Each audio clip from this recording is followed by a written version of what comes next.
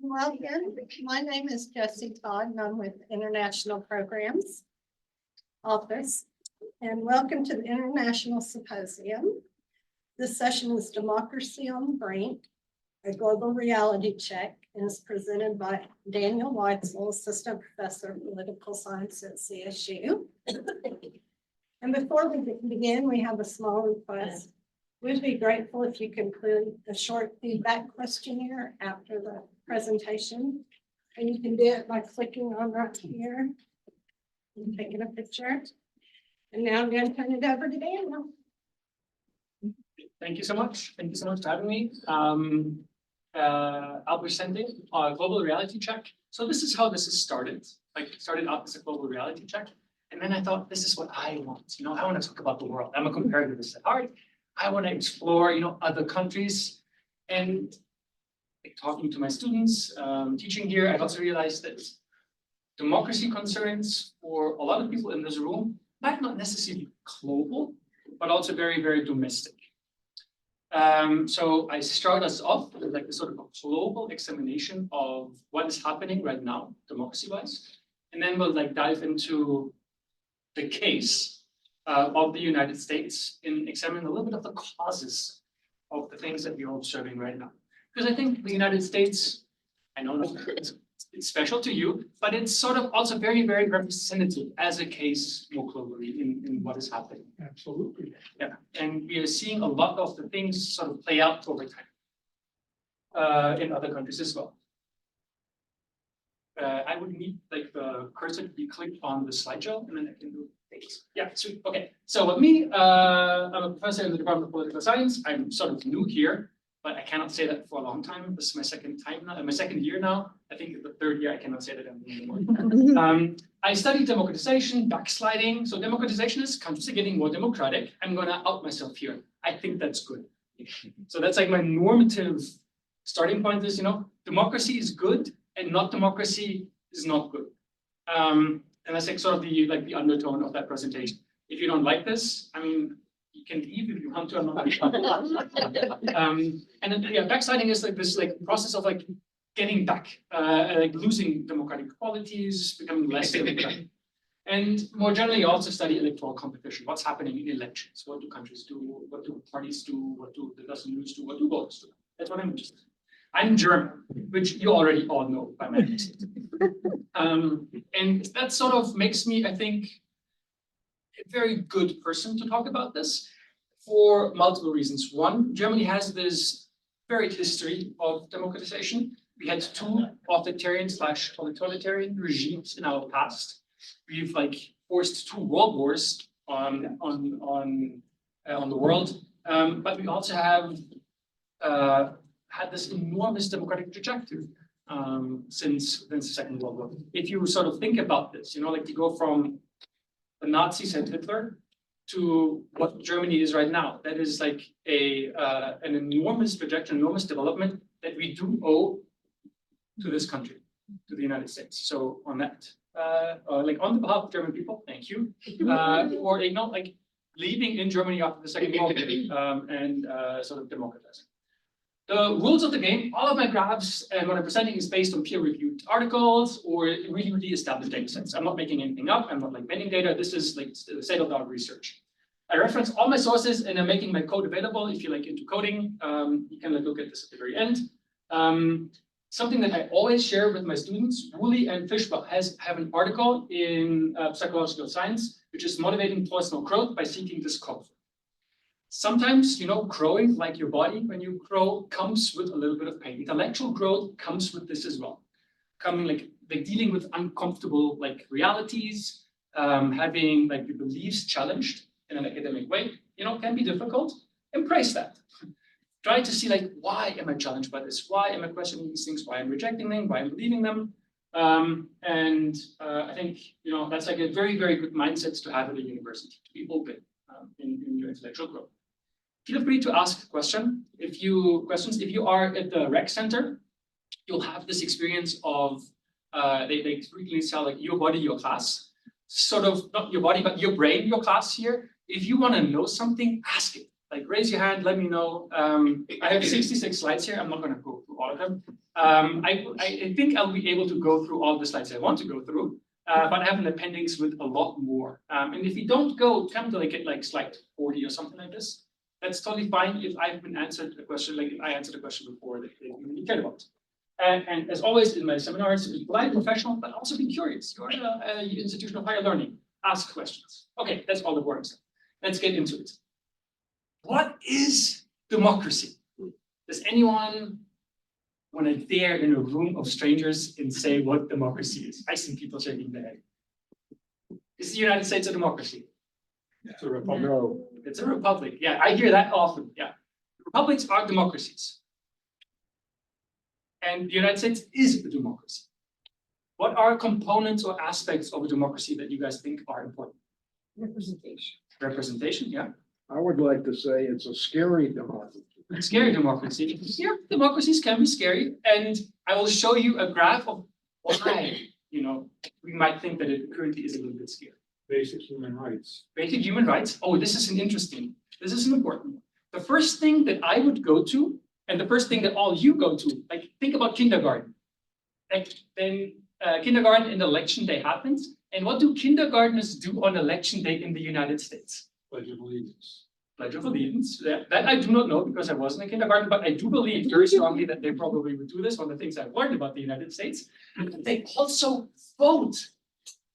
Why do kindergartners, or maybe later on in elementary school, why do those people that are not eligible to vote, like me at that point, why do they go through the motion of voting?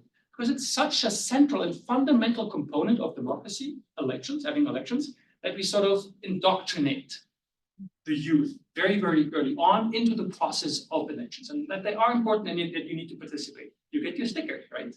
So you can show that you did vote.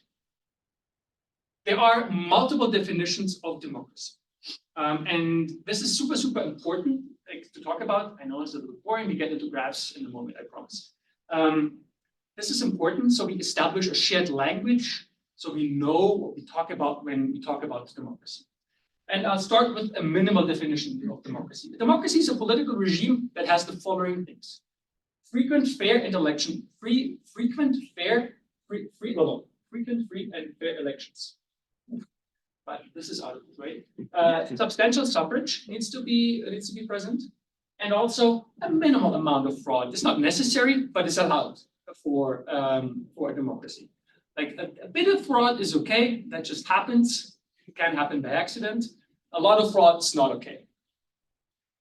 And then there are also people saying like all of this sort of requires and implies that there are some level of civil rights and liberties that are also present. Freedom of assembly, freedom of speech, freedom to form parties, and all of these things.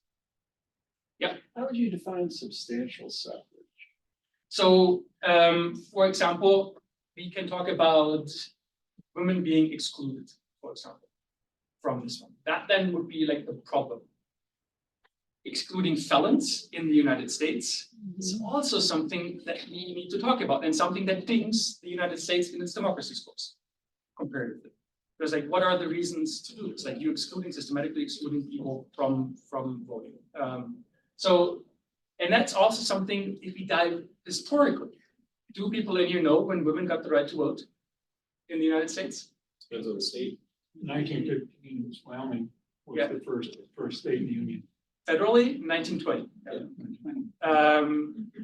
It's always like with the states, federalism. I mean, for political scientists, this is fascinating stuff. But I was like, wait, I know 1915 and 1920, and then 1915, am I wrong? Which is always possible. I'm open to that notion.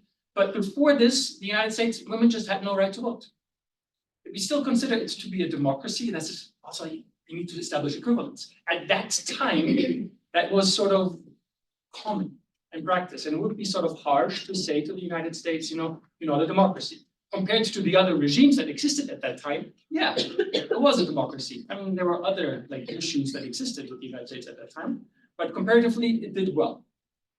But historically, like when we look back to this now, I don't think that women would be willing to give up their right to vote right now.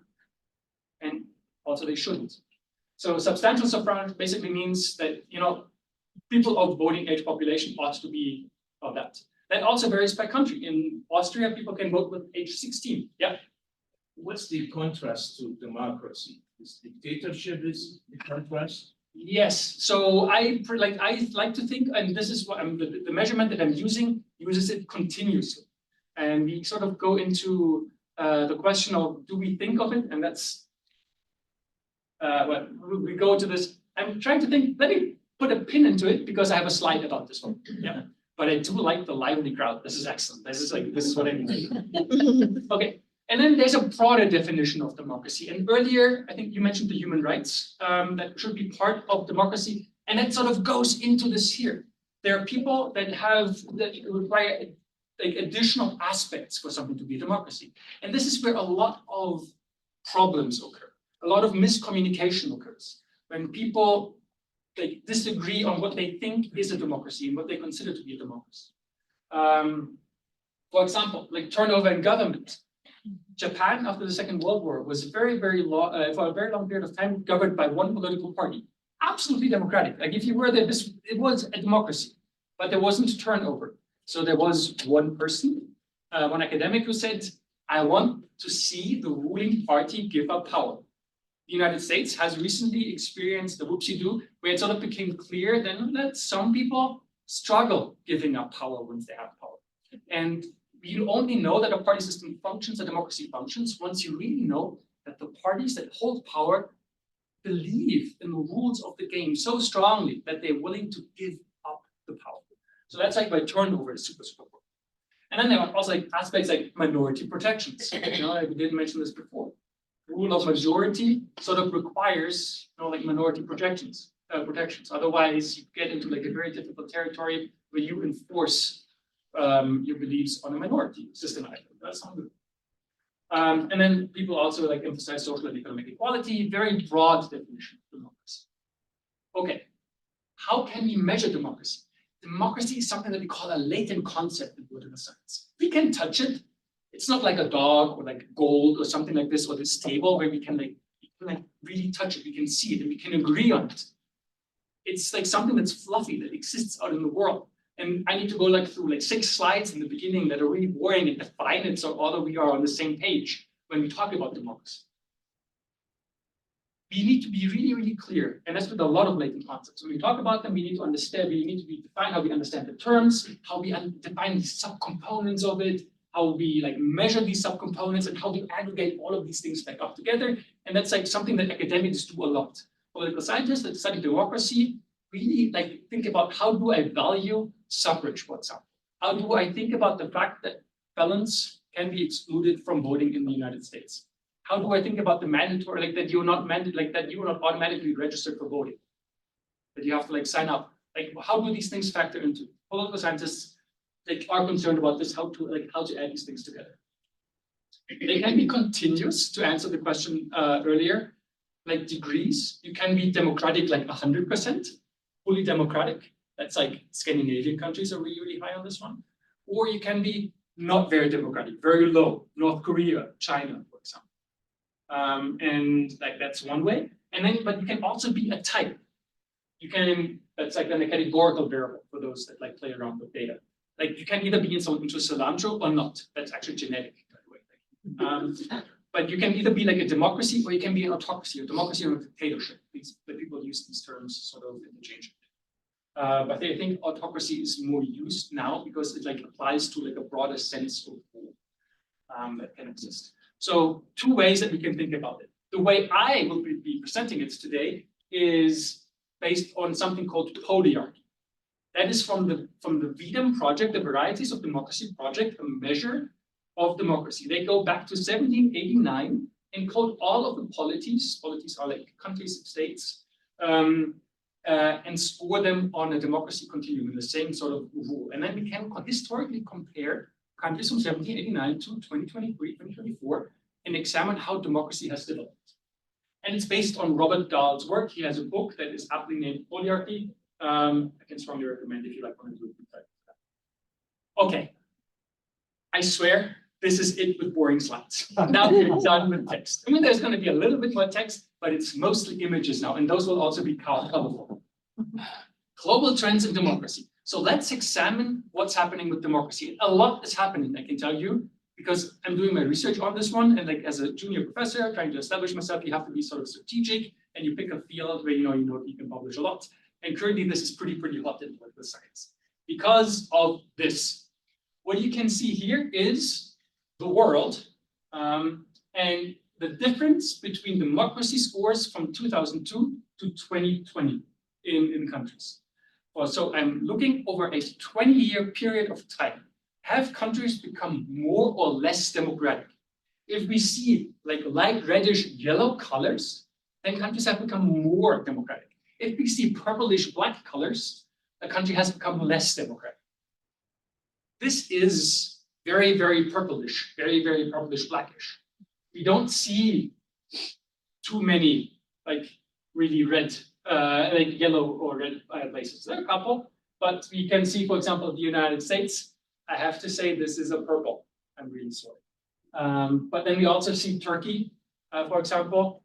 I don't know how closely you follow like Turkish politics, but they are like on a solid trajectory towards, the darker color.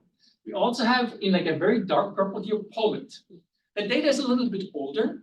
Poland had a political party that ruled for a very long time, that had a really tight grip on the country and sort of transformed it anti-democratically. Yeah. And what we are now observing in the last election, this is like a very not like a landslide, but a substantial win for democratic forces, and they are reshaping, redesigning the country. So I am like happy to inform you that that purple-ish thing for Poland is probably going to go away. I think they are in the process of fixing the country. All my family members are happy. Yeah. I mean, I'm too. We have a colleague who's from Poland, but you can also see like India. That's a big thing. Like India is like the largest democracy, enormous amount of people, sort of on a trajectory to not necessarily like a democracy. But it's losing democratic qualities in this way. Okay. Now I want to introduce you to something that I call a delta plot. This is basically the same data that we just looked at. On the x-axis, we have from 0 to 1 the democracy score. Not very democratic in 2002. On the y-axis, we have that 20 years later. So now, for example, let's say a country that in 2002 was at a 0.5, just in the middle of democracy, and then didn't change at all, just stayed the same over these 20 years. They would be right here at this point on the line. Any country that is on the line didn't change in its democracy score over the last 20 years. Any country that's above the line improved its democracy score. And any country that's below the line did not improve its democracy score. Yeah? I have a question on the previous slide. Why is China red? Because they decreased in their democracy. This is not like the absolute value of like how democratic they are. This sort of only gives you how much they changed. They didn't start too hot on this one, and this is like still like a slight decrease. They didn't start this, I can tell you from, and you'll see this in a slide later on. So they didn't go too well, and then they decreased a little bit further. Like just because, for example, where do we have a country that I do know? This is Jordan. Just because Jordan is yellow, yeah. Let me tell you, it's not a democracy. It's still ruled by a king who has direct inheritance claims to Muhammad. But I mean, stuff got better. That's basically did things go better or worse? Can still be bad, but that's what this shows you. Okay, so again, on the line, everything's fine. Like the country still stayed the same. Above the line, everything's better. The country got more democratic. Everything below the line, worse. Here are the points. And now I realize you in the back, you don't see anything here. Yeah. But what I can tell you is basically here what we see is like Nepal, Gambia, Bhutan, Somaliland, Iraq, the Republic of the Congo, Jordan, Rwanda. They sort of improved the democracy scores. So we have a lot of countries under this below the 0.75 line that improved. Lower, countries that scored lower on democracy have over the last 20 years improved a little bit in democracy. However, up here, the good ones, the high achievers in democracy, not a lot of change, and most of that change among the established democracies, the high-scoring democracies, is going down. So what we see is losses in democratic quality among highly established democratic countries. The countries that have, high democracy scores that you think of when you think about a democratic country, they are losing their democratic qualities.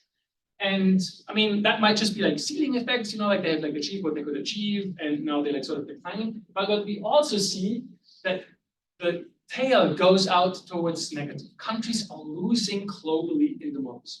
We have some countries that improve, but mostly that graph is a story of the red dots. Decreases in democracy, global decreases in democracy. I'm sure, yeah. You said that the higher end, we're tending to drift towards less democratic. On the low end, are you seeing the same thing or different? Yeah, so up here in the high end, you can see, like these red dots here. Let's like this is for the Germany, United States, Switzerland, and so on. And they are like mostly red. They're shifting down here. And then also what we can see here, those are more countries than here. So while there are like some success stories, mostly the last 20 years, especially the last 10 years in democratic history, is a period of decline, of democratic decline. Yeah. What data do you use to plot this graph? Yes, so this is the VDEMS polyarchy score, the varieties of democracy data set, which is expert-based. So what they have in there, they have like a survey that asks like a bazillion questions about what's going on in the country. And then like political scientists, other academics, journalists, they get a questionnaire, and then they are getting asked questions about electoral processes, for example. It's really like goes down into the nitty-gritty details. And then they have like fancy data science tools that aggregates all of these things into like an index that ranges from 0 to 1. Yeah. But the VDEM project, Varieties of Democracy project. Venezuela is a little high on the list. Sorry? I'm very familiar with Venezuela. That seems to be a little high. Where do we see it? Down below, just above Hong Kong. Here? Yeah, Yeah. no, so more generally like 0.25, not doing too hot. It's like maybe like a vacation destiny if you can stay at a resort, but don't necessarily like plan your like. I wouldn't recommend it Yeah. anywhere right now. So what does this graph consider a pure democracy? What is a 1? So like the highest scores of democracy, I have like the exact definition of that in the back, but what you see there are like especially the Scandinavian countries that are like scoring really, really high. Sweden, Denmark is among like the leading countries, for example, that have like a lot of the civil liberties, minority protections, really clear elections, turnovers, and all of these things. There aren't really necessarily features like, oh, it needs to be presidentialism or parliamentarism or something. That's not necessarily part of this. Does this answer your question? Okay, good. Next, I want to show you how the global average has changed over time. So we calculate the average for every year of like how democratic is the world, not weighted by population, but by country. And then what we can see here is like initially we don't start too hot. The data starts in 1789. Popke's question: why do we start in 1789? What happened in 1789? Any history talks? Sorry? Yeah. French Revolution? What I'm hoping for is an IR scholar. Anyone IR scholar here? I know one person should know this. It's a piece of, yeah. Confederacy or whatever the first one before that. So I have to say, like a lot of you guys are saying things about the US, which I am like, I have just no idea. This might all be true, but I don't know. Was it Yeah. the French Revolution? The Treaty of Versailles? Westphalia. Yes, the Treaty of Westphalia, Peace of Westphalia, where nation states are being established. You're looking very critical. And now I'm concerned because this is my wife who's an IR scholar. That was before, wasn't the Treaty of Westphalia? But I can't remember the exact year, so. Let's move on. but I'm pretty sure. If not, then I've been lying to a lot of people recently. And you can also like just sort of notice the World Wars. the Second World War. In here, a lot of colonies enter the data set. And colonies, by design, cannot be highly democratic. If you have a colonizer impose rule, how are you going to like score that territory as democratic? It's just impossible. So why wasn't there somewhat of a dip in the Third World War, from 1912, 1915 there? I think we sort of see it here. Yeah. It's a very, very small Very dip. small one. Global average is sort of if it's not a lot happening, then sort of it's difficult to see. Also, at that time, for example, Germany wasn't a democracy. Yeah. We still had an emperor that he then got rid of. But what we are, like political scientists, what we are really concerned about right now is this red triangle, this global decline of democracy. The global average of democracy has disappeared. I see a lot of people on their phones right now checking. Australia. Make a quick exit. Okay. So what we see here is select countries. I can have like all in the data set are 204 countries, not just countries, but also polities. My home place, Bavaria, is also in there. For some time when it was still like its own little thing. It's not anymore its own little thing. It's like Texas. They think they're their own little thing, but they're not. We don't have power over this. And what you can see here, you see like a couple of not so hot countries that are scored low on democracy. China, for example, Egypt and Russia. Those are experiencing declines in the democracy. Also, something's happening here in Egypt, but it's also happening in Sweden, in Germany, and then bigly, I'm going to use that word, in the United States as well. And we observe declines in democracy. And there can be a lot of reasons for this. One of the reasons for the decline of democracy that we see in these measures is COVID. The COVID regulations like limited freedoms of people. And that had like a short-term effect on the quality of democracy around the world. You weren't allowed to like assemble the way you want it before. So that must have an effect on democracy scores. But other stuff is happening as well. This is not just the story of COVID. And that's what I'm getting into right now. I will be presenting the United States, and it's going to be a little bit bleak, and it's going to be even more bleaker if you think about that this is representative for like what's happening in a lot of other countries. This is the democracy of the United States. If you're like a history buff, you might sort of recognize a couple of events that happened and what they sort of like catapulted like the US democracy to. I have zero idea about I have like some idea about US democracy, but I Googled it. And I figured out, for example, we had the 14th and the 15th Amendment, which are like conceptually really, really important. I think the 14th Amendment is the most litigated amendment in the history of amendments, in the United States, I guess. But they like established citizenship in the United States and like a couple of like fundamental rights. Then we have female suffrage. Women are now allowed to vote. And that's just like, it's an enormous change, you know? Half of the population now can participate in the democratic decision-making process. That has an effect on democracy. Then we have the Civil Rights Act of 1954. 64. Well, this is 64, and there's also another one that was before this. I was also confused by this. 64 and 68. Yeah, possible. They're like two very quickly in succession Civil Rights Acts. Then we have the Voting Rights Act that sort of explains this trajectory up here. And then we have 9/11 and the Patriot Act that sort of took away a lot of freedoms again and a lot of rights that people had. Just after World War II, my supervisor's wife, when I worked at the museum, her father was one of the 5 federal judges appointed by Eisenhower to draft the desegregation laws shortly after World War II. So it's just before the Civil Rights Movement. That would be around here. Right there somewhere. Yeah. Does anyone know what happened here? This is such a big jump, and I was like not able to find it like in a very quick way. What's the year? Yeah, this is like 1890? 80, 90 maybe.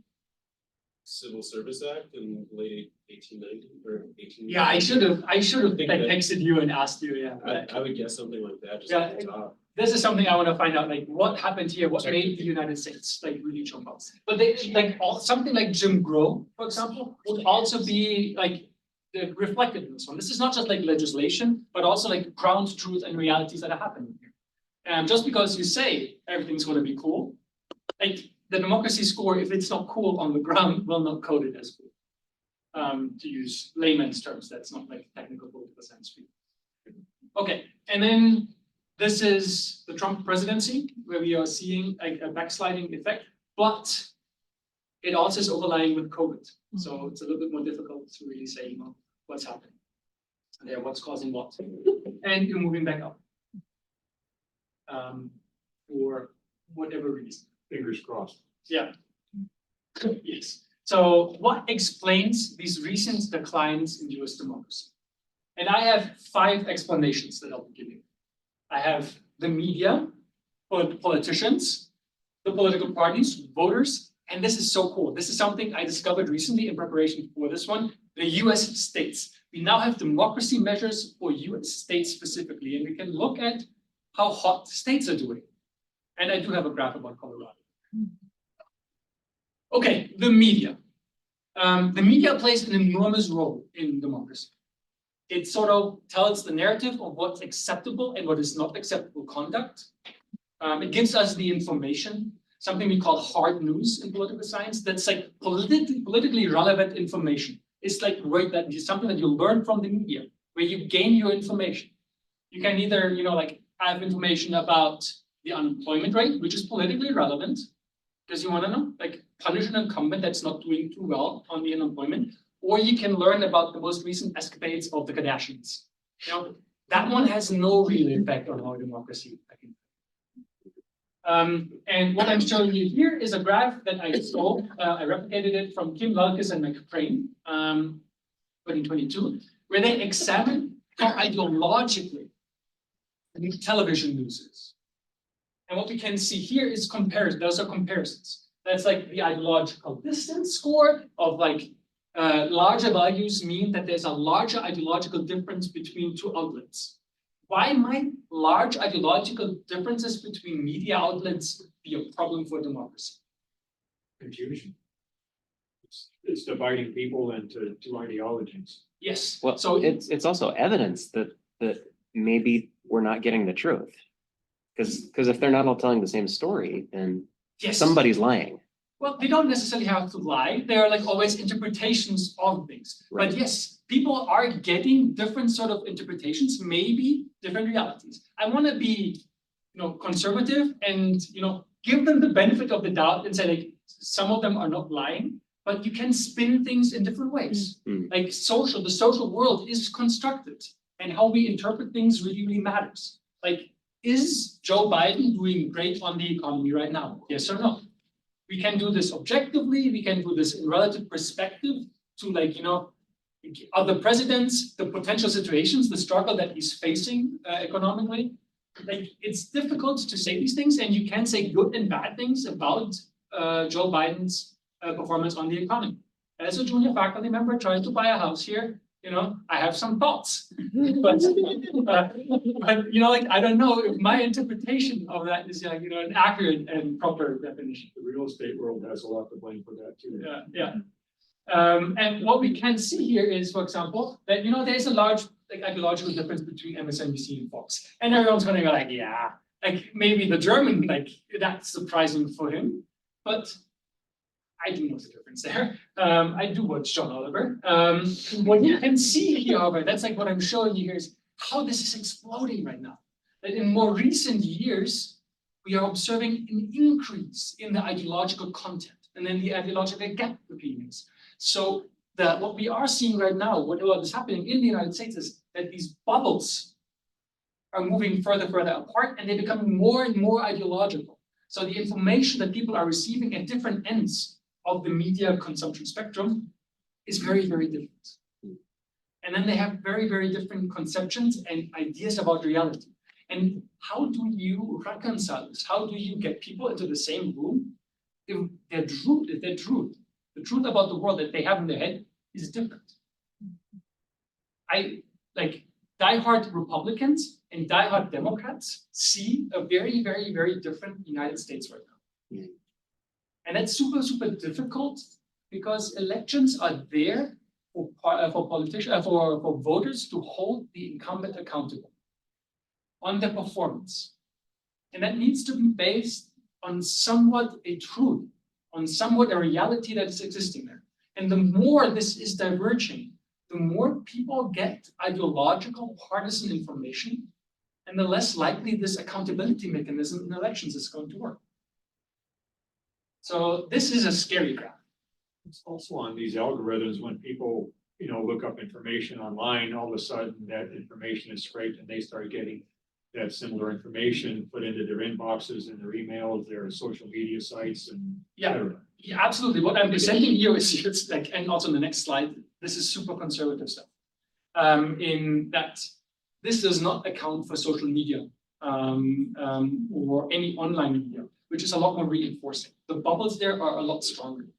So this one, that's the minimum level. That's like the most conservative estimate that I can give you because that's cable news. But if you then go into like what's happening on your Twitter feed, if anyone is still on Twitter, like that's like a lot worse.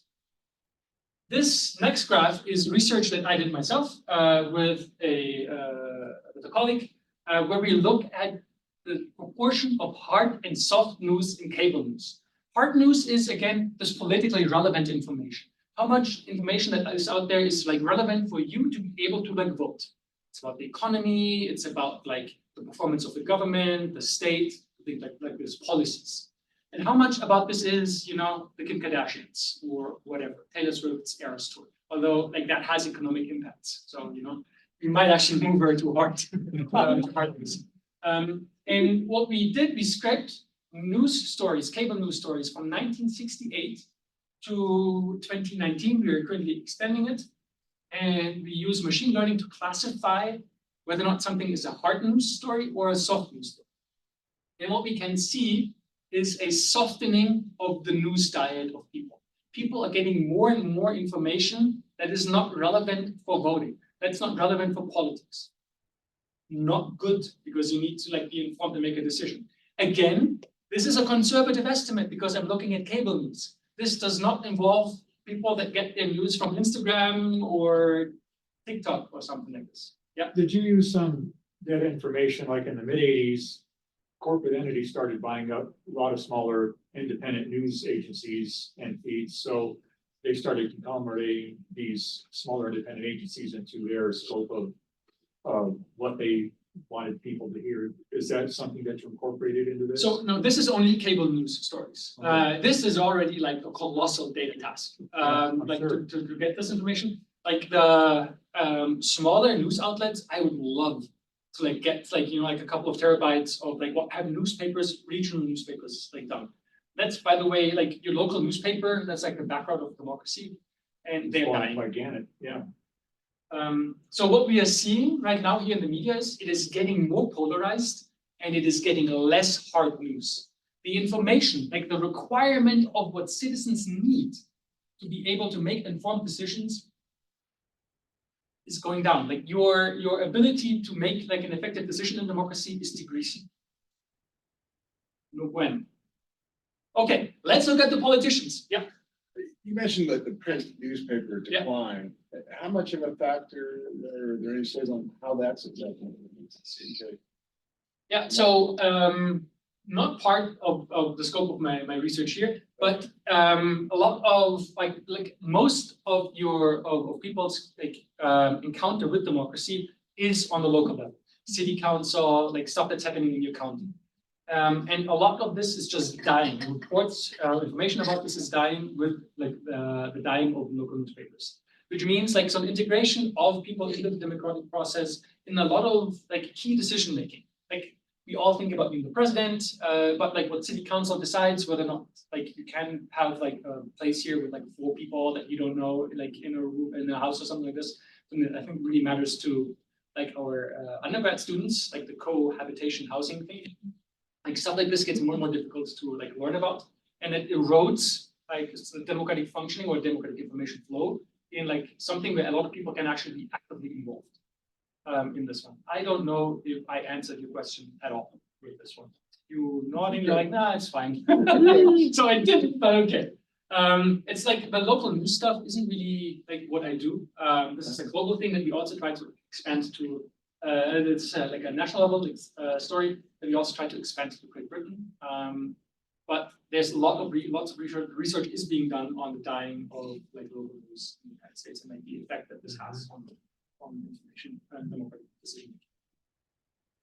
But politicians, and when I talk about politicians, I talk about people in Congress. What has happened in Congress since the 25th Congress? That's what I want to look at. And what you can see here is the color blue for the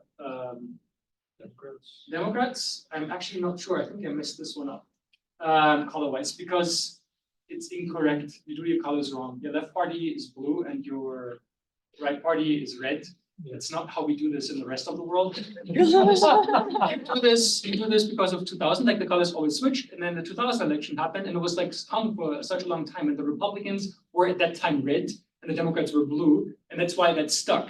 It's wrong, like the imperial measurement system, I have to say. It's also but I need to, like, this is dangerous. I need to stay in focus here. So I think I put the colors here. These are the Democrats, actually. And this is an ideological measurement score where every vote in Congress is being scored on like an ideological scale from left to right. DW Nominate, if you go on nominate.com, I think that's the website, you can learn a little bit more about the ideological distribution of Congress. And what we can see here, never mind the party labels, is a widening of the gap more recently. Politics is getting, like the politicians in Congress are getting further apart.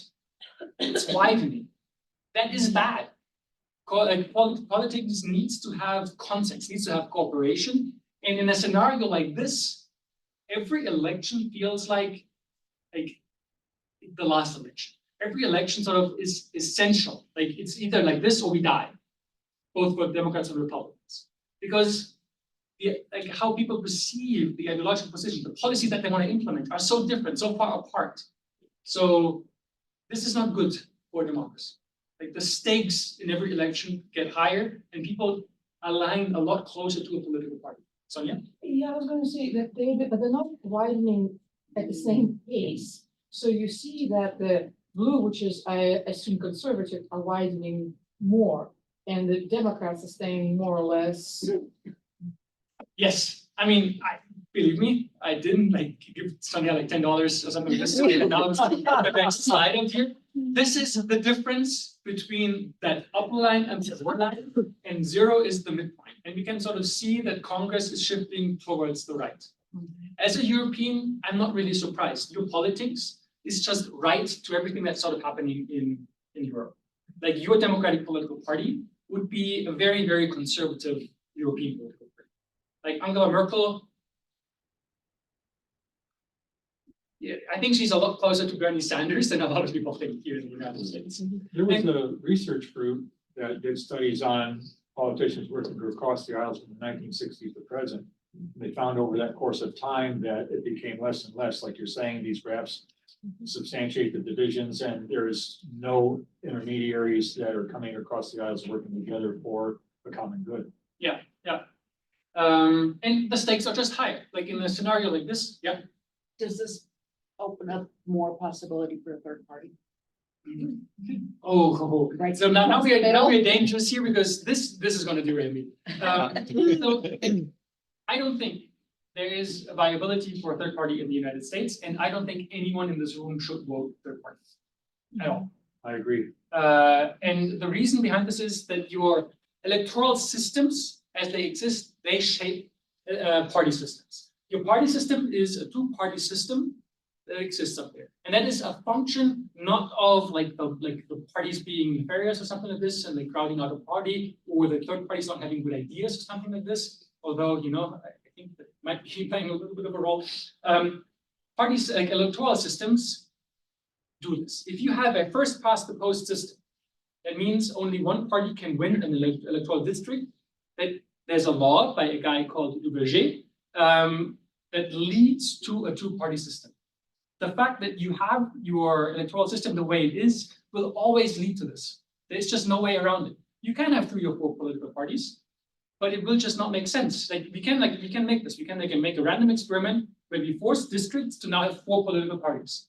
And I assume it will take like 2 to 3 elections for those parties to realize, hey, we are two left parties. We are not gonna win against that conservative party. Well, we three left parties and there's one conservative party. We're never gonna win. This party is always getting first past the post. How about we coordinate and become one party, a coalition? And then you'll always end up in this. You have to change your electoral system. If you change your electoral system to something like the German system, which I love, I think it's really, really great. For one, it is so complicated in voting, but it's also very intuitive in voting. It's like both worlds. Like you have a little bit like for the voter, it's easy, and for the political scientist, like what the heck is happening here? If you switch to something like this, you will have a proliferation of political parties in your country. They'll explode. And you'll like suddenly have, the North Colorado Democrats for the legalization of weed. And then you have the Southern Democrats against the legalization of weed and something like this. And it's going to be like the scene in The Life of Pi, where they sort of. I give this guest lecture in the American 101, American Politics 101, where I show how Germany started with a lot of political parties and then sort of twiddled down, and it needed to be learned. Party system needed to learn. So this just came in online. One of our participants stated, I was just filling out a CSU group event and it was formulated as ranked choice voting, which I thought could not be done. International, so ranked choice sort of voting. There are countries that do ranked choice voting. For example, Australia has a ranked choice voting. That is also something. I mean, the colossal effort that would have happened for Americans to learn how to do ranked choice voting, that would be a lot. I would love it. The position of political scientists would be greatly elevated. But that's in a voting system. You can have any sort of electoral system with a different type of voting system. And that then leads to party systems. Ranked choice is really, really cool because you don't waste your second or third vote or something like this. It sort of gets aggregated, and it probably is a more accurate reflection of the true interests and will of people. You have your political system because it is easy and it 100% generates majorities. That's why you have it. It's it was a safe bet, and you can change these things. They're path dependent. Hassan Minaj did a really great segment on that on his series. I think it was on Netflix. Ranked choice voting. Just a question about the graph. Did you say it starts on the x-axis at 1925? Is that what that No, means? this is the 25th Congress. So those are congresses, Oh. which I don't know. Oh. I do know what a Congress is, but I don't know what the specific numbers reflect to you. So you would now need an Americanist who would be the 25th Congress would range from this year to here, and it was I don't know. Does anybody know what year the 25th was? Google it. Okay, let me jump over this one. Let's go into the political parties. This is a new data set that I just discovered. It's also from the Varieties of Democracy project, and they score political parties on attributes. For example, here the US political parties are scored on the rejection of political violence by US political parties. And to what extent does the leadership of this political party explicitly discourage the use of violence against domestic political opponents? The Democrats did a little bit of a dip, not a color split, and it continues. But the Republicans are a party in crisis right now. They had a fundamental decrease in this one over the last couple of years. And that's a big problem. For one, you have one political party that's sort of getting wishy-washy on democratic norms, but it takes two to tango. And downstream, this can have also effects for the Democratic Party.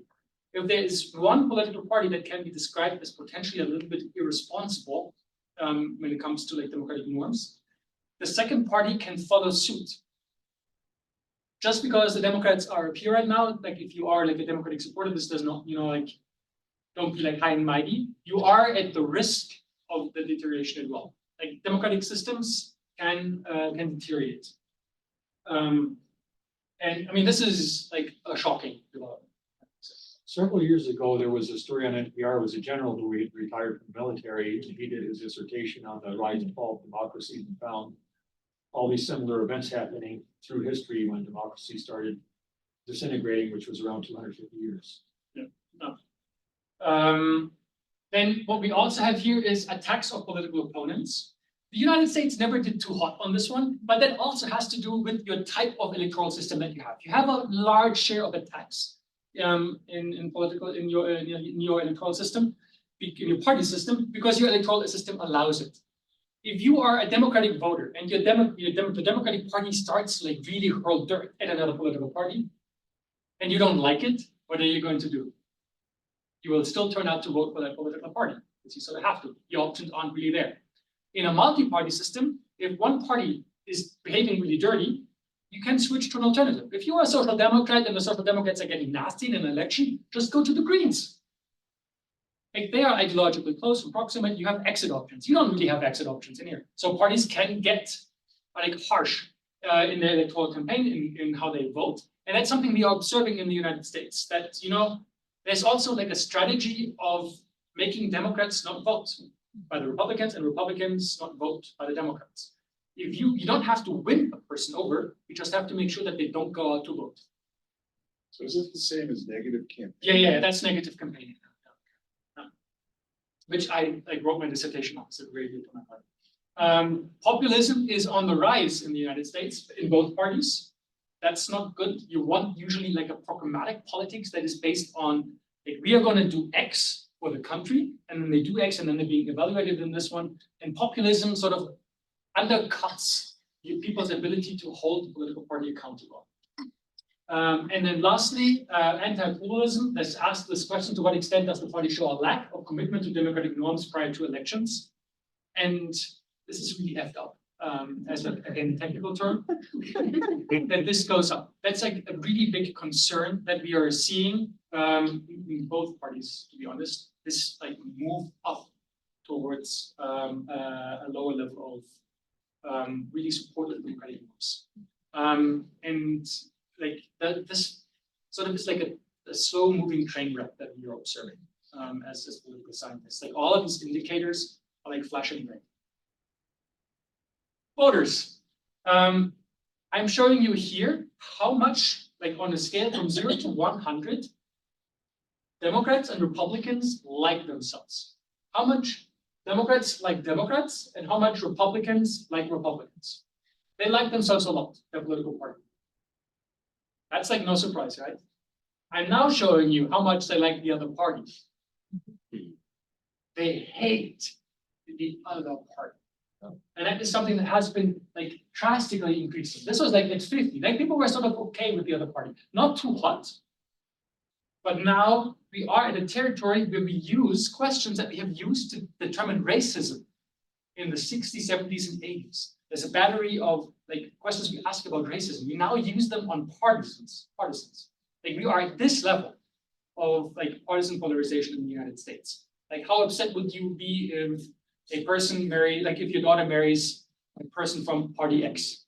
People are upset about this. It's not something that's happening right now. That's really like a big concern that is happening. Like that the people are seeing politics as sort of sports teams. That they identify with their team, and their team is great, even if it's the Denver Broncos. They can't really they cannot be like bad or something like this. And the evaluation of that political party sort of moved away from the performance of this. You support your team because it's your team. It's a political party, not a team. And we need to hold them accountable. And that's not something that we're seeing right now. You hate the other ones, and you like yours, and that's it. And you sort of are set by, and that's, I have to say, for most instances, by your parents. Your parents influence your partisanship to an absurd amount, even though you think that's like something you came up with yourself. And then you sort of stick with it, and it all becomes normal. Since 2016, families and friendships have also been compromised. Yeah. I mean, it's not perfect, but that's happening. And you can see this effective polarization, which is like how much you like your own party versus how much you like the other party, is skyrocketing. And now you might say, yeah, maybe this is the others, right? This is the other political party that's getting this. It is not. It is both political parties are getting worse with this. Like both voters for both political parties see the other one as an enemy. Don't see, like cooperation potential, or that there's a similar interest. Okay, the states. This is a really, really new and cool data set by Jacob Grumba, and I'm so pumped about this one that I put this article in there to give him a shout out. Can strongly recommend it. He also has a book out that's also something I will plug in a moment. He collected a lot of indicators on state levels, and then used like a Bayesian model to generate democracy scores for states, something we didn't have before. We always studied at the national level, but Jacob, here he's still at Washington State, but now he's at Berkeley. He said, I have an idea. How about we measure democracy in states? And then that also allows us to see how democracy has changed and developed. And he had a really cool idea. He says like, hey, what's the difference between states that are governed by democratic parties, states that are governed by Republican parties, and states that are governed by divided government? This is the difference, where we can see these like gray lines in the background are like the different states, and these are averages. And then you can see here the average for democratic states. Democratic states have, over the time from 2000 to 2018 to 16, this is what 16 or 18, this is what he has, sort of improved slightly in democracy. Divided government states have sort of stayed the same, and Republican states have decreased in the quality of democracy. So now you might say, it ends in 2018. And like, yes, it ends in 2018. And I was considering extending the data set, but it is so like, it's absurd what he like collected in data. And that's like why it takes some time to like extend this one. We just need more money, more time, more resources to be able to do this type of research. But democracy has decreased substantially here. And I can make a bet about how that graph looks like. If anyone wants to take me up on this one, I'm betting you $500 that I can like draw this one if you give me $500,000 to collect the data. Okay, this here is us, Colorado, between 2008 and 2018. How we have how the state of Colorado has developed over time. I don't know what happened here. I know little about U.S. politics. I know even less about U.S. state politics, I have to say. That might have been from the last real estate super cycle when the Wall Street brought the global economy to their knees, and there was a lot of chaos. Yeah, that might have like effects on democracy as well. That's possible. And this year is a couple of other states that I had. Like Arizona is like a really cool story. Arizona is this one up here, and you can see here, like it went up. Really doing very, very well right now. North Carolina and Wisconsin are the baddies in this story. The democracy has really decreased over time. Illinois is this is Illinois. Up here has improved over time. But yeah, I do know Illinois. There you go. Yes. Why would you do this? This is the change between the democracy score between 2008 and 2016 in US states. And you can see, like North Carolina, where I started my journey in the United States, not doing too hot on this one. I think they also outlawed like global warming projections based on like science, because the coastal properties were affected by this, the value of it, so they stopped this. And like there's a couple of things are happening in there, but we're doing great. Our neighbor, if you take any like local pride, is not doing too great. So go us and not them, I guess. And Arizona is doing really well. And this has accelerated substantially. And I don't think I need to point people towards events that have been happening, but the erosion of democracy in the US states is something that has been going on. This is Jacob's book, Laboratories Against Democracy. The US states were seen as laboratories of democracy. This is where the US democracy was developing. This is where they got its great ideas. And now we are like very concerned that we are in a territory where the states have gotten into like practice grounds of eroding democracy that then will translate into the federal law. Okay, my conclusion. 1 minute. Global democracy is in decline. We don't see regime breakdown. That's pretty good. We don't see necessarily like countries collapsing and becoming autocracies, but we see decreases in the quality of democracy globally. The world is not getting better, democracy is. And this is also happening in established democracies, like Germany. US politics is effectively polarized. Effectively polarized, that's like a term that how we call this sports team idea of politics that is existing. And effective polarization is not great. Ideological gaps between the political parties have been widening. States are using the power to shape the electoral landscape and eroding democracy. And then the laboratories of democracy, like this ground where we've established, where you established how the system can work and have like different ideas compete against each other. They are like turning into laboratories against democracy, where we see like different approaches of eroding democracy develop. Key democratic norms are eroding in political parties and in the voting population. And this is the one that is really, really terrifying. Because in a democracy, what stops a political party from like doing what it wants to do? Once it has power, it can sort of do what it wants to do. So these actors, they need to be players that 100% believe in the rules. And the news content is getting softer and more polarized, which sort of is a problem in the information environment that people are getting.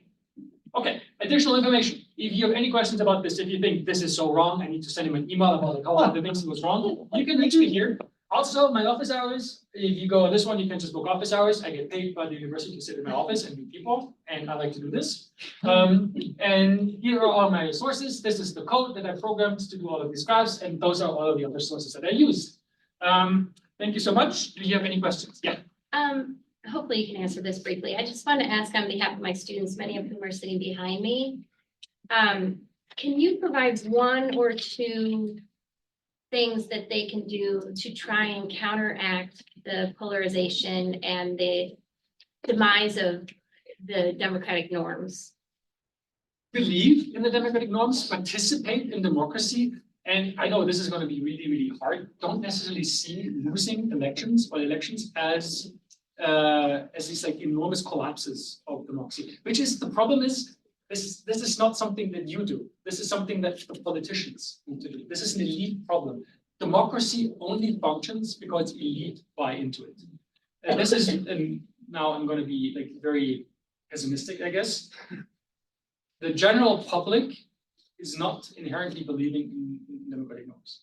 Like that's something like as a German, as a scholar, I don't really see the mass public as the bedrock of democracy. It's an elite project that we can get people excited about. But if people have to decide between the economy and the democratic norms, they will wave goodbye, like in a heartbeat. So vote for elites that are reasonable and accountable, I guess. It's like would be my key advice. This is like I knew that this question would be coming, and I was like walking to campus like, how do I answer this question? And then I was walking here, how do I answer this question? And I don't really know. I don't want to rob people of agency, but as long as political parties are behaving in specific ways, as long as political actors think they can get away with the erosion of democratic norms, that will happen. Like, and I don't really know what an individual voter can do against this other than really like valuing democratic norms and then maybe voting and strengthening democratic actors in these political parties.